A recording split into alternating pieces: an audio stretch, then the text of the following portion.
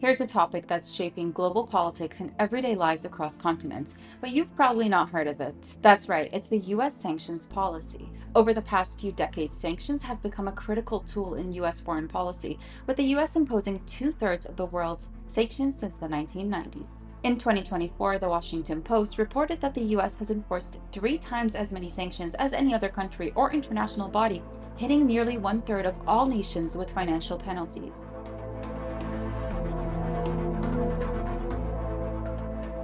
From wealthy nations to some of the poorest countries, the US Treasury's Office of Foreign Assets Control has a list of about 20 countries currently under sanctions. These measures range from economic and arms embargoes to travel bans and asset freezes, all targeting governments perceived as threats or adversaries.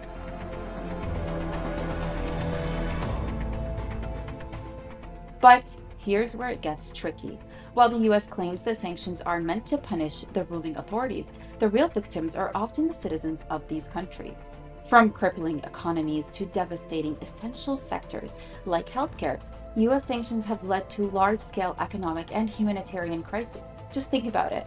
These sanctions have hindered rescue efforts during disasters in Syria and even slowed down COVID-19 vaccine distribution in Cuba.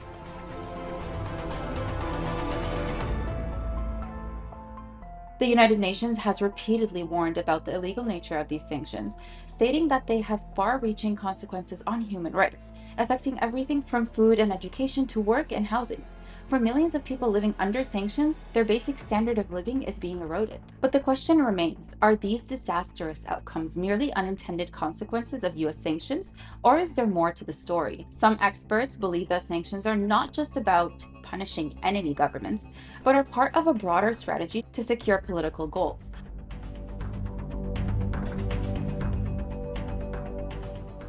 For example, nations like Iran, Syria, Cuba, and North Korea have faced some of the harshest sanctions, allegedly because of human rights abuses and their status from state sponsors of terrorism. But one glaring exception stands out.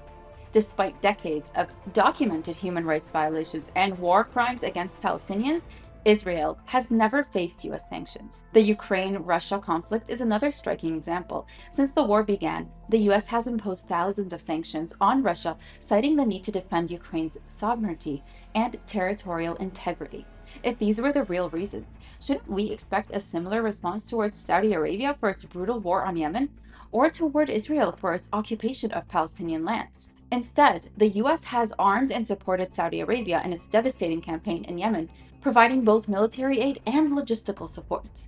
And despite the UN warning that sanctions on Yemen's Houthis could cause a large-scale famine, the US designated the Houthis as a foreign terrorist organization during Trump's presidency, even though they were defending Yemen from the invasion. A deeper look at the timing of these sanctions shows that they are part of a hybrid warfare strategy used by the US when direct military action fails. And through economic pressure, the US attempts to force regime change in nations that don't align with Western interests. Whether it's through manufacturing public discontent or crippling a nation's development, sanctions are a modern-day weapon in global politics.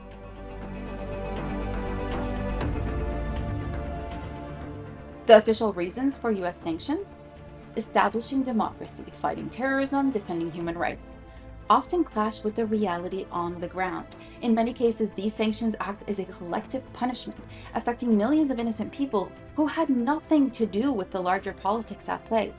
In the end, the one common factor amongst all countries facing US sanctions is that they don't align with US interests.